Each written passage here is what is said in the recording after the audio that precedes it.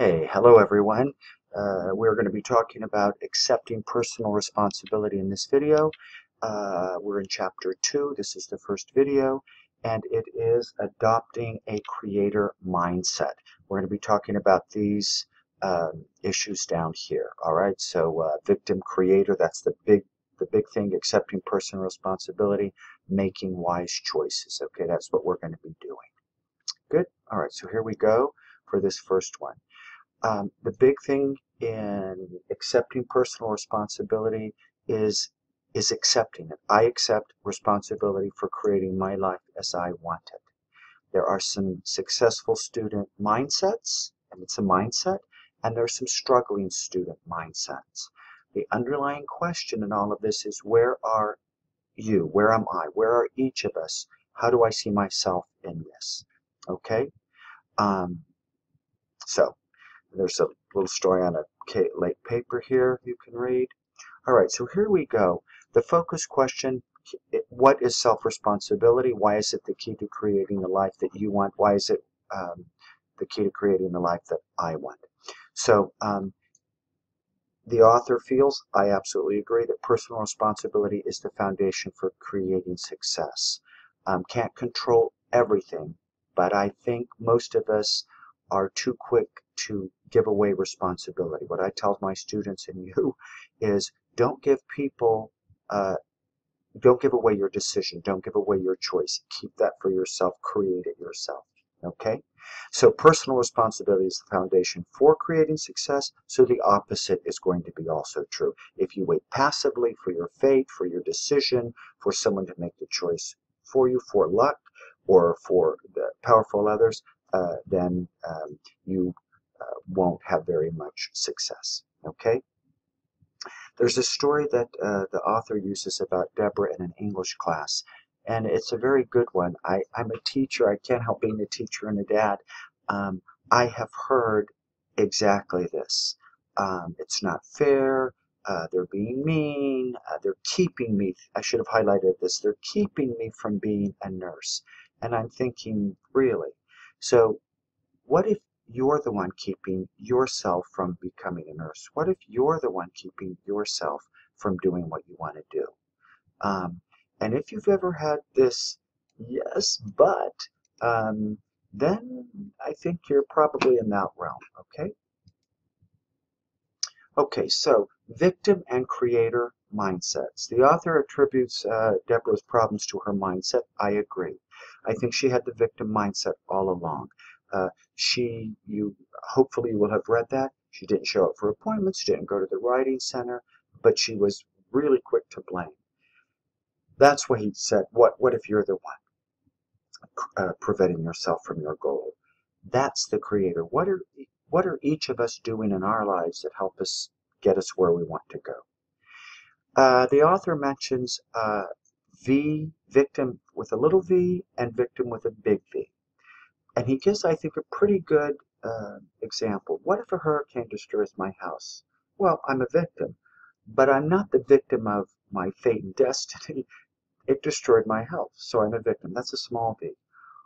How I respond to that, what I do in the face of that new reality, that will either keep me as a creator or as a victim with a big V. All right, and he says if I allow that event to ruin my life, then I'm a victim.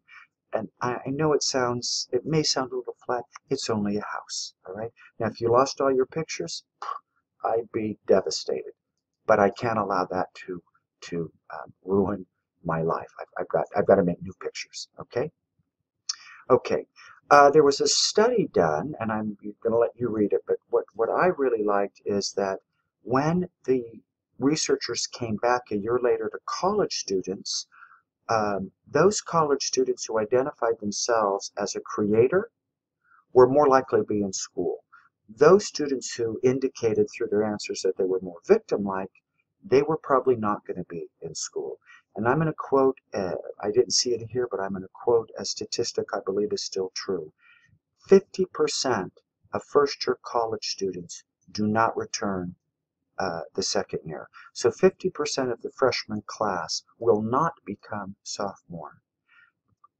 I'm kind of surmising this or deducing this, my mind, my rationale would be those people not returning are probably victims or don't know why they're there. They don't know the choice why they're in college.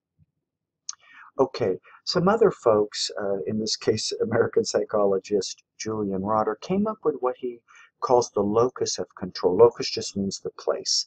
So where is the control in your life? Again, those people who are generally successful have an internal locus of control. They're responsible for it. The author does mention there are other cultures that give away some of that control. I happen to be a practicing Catholic, and I know some of those religious people in churches that I work with through some of the ministries I'm involved in.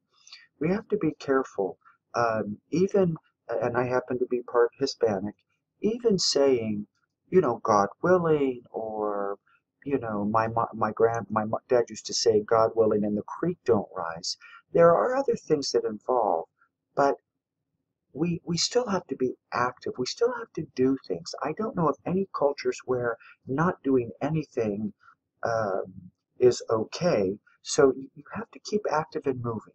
So be a little cautious of giving away or thinking that your culture gives away that control. None that I'm familiar with do. Even with God willing, inshallah, I actually lived in Saudi Arabia. I experienced this firsthand. Successful people in all societies usually are active and engaged in what they're doing. The key to personal responsibility is choice, and I've already mentioned that here. Don't give away your choices too quickly. Don't give away your choices too quickly, and know why you're making your choices. There's a really good responsibility model in here. Where are you in this chart? Are you a victim? Are you a creator? And you're going to ask yourself, do I blame? Do I complain? Or do I seek solutions? Do I take action? Do I try something? Ask yourself where you are in that. When we respond as a victim, we typically complain, blame, make excuses, and then, like Deborah, we repeat. Remember that Deborah? She was in four English classes, the same English class. Something's got to change. If we respond as a creator, we pause at each decision at the fork in the road. What are my options? What will help me create my desired income? What do I need to do? Doesn't mean you have to be mean, ugly. It just means you have to act. Okay? All right, so that ends here. Go ahead and get involved in journal entry number 5. Do that online, and I'll see you around. Hope all is going well. Bye-bye.